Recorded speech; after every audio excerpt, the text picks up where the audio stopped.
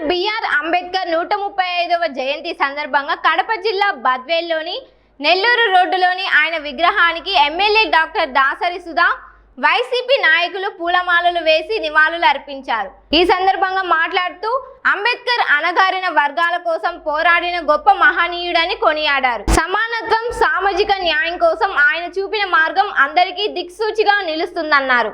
భారత రాజ్యాంగాన్ని రచించి దేశానికి మార్గదర్శకుడిగా నిలిచారని తెలిపారు. అంబేద్కర్ ఆశయాలను కొనసాగించడం ప్రతి ఒక్కరి బాధ్యత అని పిలుపునిచ్చారు. నాయకులందరితో కలిసి డాక్టర్ బిఆర్ అంబేద్కర్ గారి 135వ జయంతిని మేమంతా కూడా ఎంతో సంతోషంగా జరుపుకోవడం జరిగింది.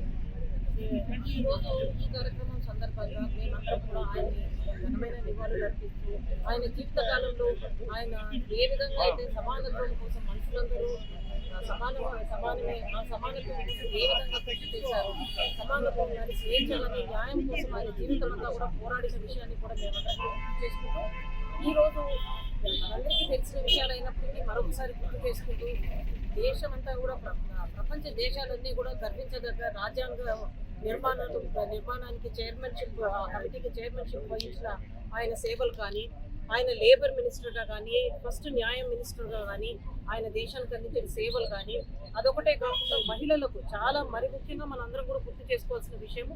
నేను కూడా ఒక మహిళా ప్రజాప్రతినిధిగా ఇక్కడ బద్వేల్ కాన్స్టిట్యున్సీలో, ఎస్సీ కాన్స్టిట్యున్సీలో నేను ఉన్నాను కాబట్టి ఆయన మహిళలకు అందించిన సేవలను మరి ముఖ్యంగా గుర్తు చేసుకుంటూ ఆయన ఏ విధానాన్నైతే సూచించారో ఈరోజు కేంద్ర ప్రభుత్వం కూడా మహిళలకు 33% ఏదైతే ఆమోదించేదానికి త్వరలో నిర్ణయం తీసుకోబోతున్నారో వీటన్నిటిని కూడా మనం చూస్తే మేమందరం కూడా డాక్టర్ బిఆర్ అంబేద్కర్ గారికి ఘనమైన ధన్యవాదాలు, నివాళులు అర్పిస్తున్నాం.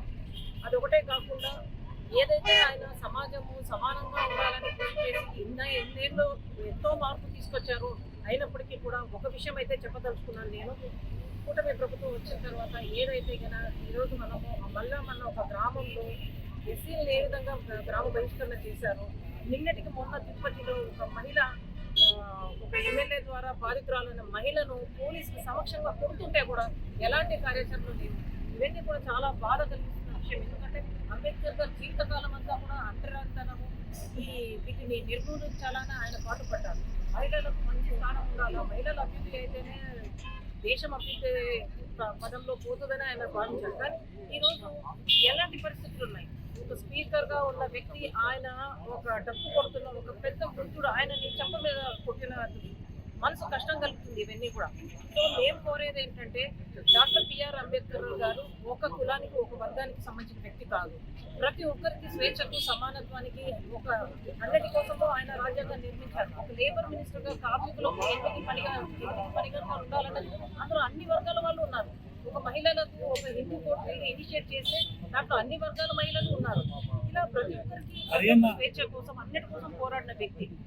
ఈరోజు మేము కోరేది ఏంటంటే ఆయన స్ఫూర్తిగా తీసుకొని సమాజము ప్రోగ్రెసివ్గా ముందుకెళ్ళాలా, అందరి అభ్యుదయం కోసం ప్రభుత్వాలు పనిచేయాలని ఆయన ఏదైతే ఇచ్చారో ఆ విధంగా అందరూ కలిసి పనిచేయాలని కోరుతున్నాం. ఈ కార్యక్రమం ఇంత వైభవపేతంగా జరుగుతుందంటే మీ అందరి సహకారంతోనే. మరి అంబేద్కర్ గారి విగ్రహాన్ని పూర్తిగా నిర్మించాం. కానీ ఇదే నెలలో 24వ తేదీన విగ్రహావిష్కరణ జరుగుతుంది. అన్ని రకాల రాజకీయ పార్టీ నాయకులను అందరినీ ఆహ్వానించాము. కాబట్టి ప్రతి ఒక్కళ్ళు కూడా హాజరు ఈ కార్యక్రమాన్ని విజయవంతం చేయాలని కోరుకుంటూ నిత్యం ఆ విగ్రహం వైపు చూస్తే మనకు బాధ్యతలు, హక్కులు గుర్తు రావాలి. ఆ మహనీయుడు మనకు చేసినటువంటి ఎంతో సేవ దాన్ని జ్ఞాపకం చేసుకుని మనము కూడా మన దైనందిన జీవితంలో ఆ కార్యక్రమం ముందుకు వెళ్ళాలని కోరుకుంటూ అవకాశం ఇచ్చిన మీ అందరికీ నా హృదయపూర్వక ధన్యవాదాలు.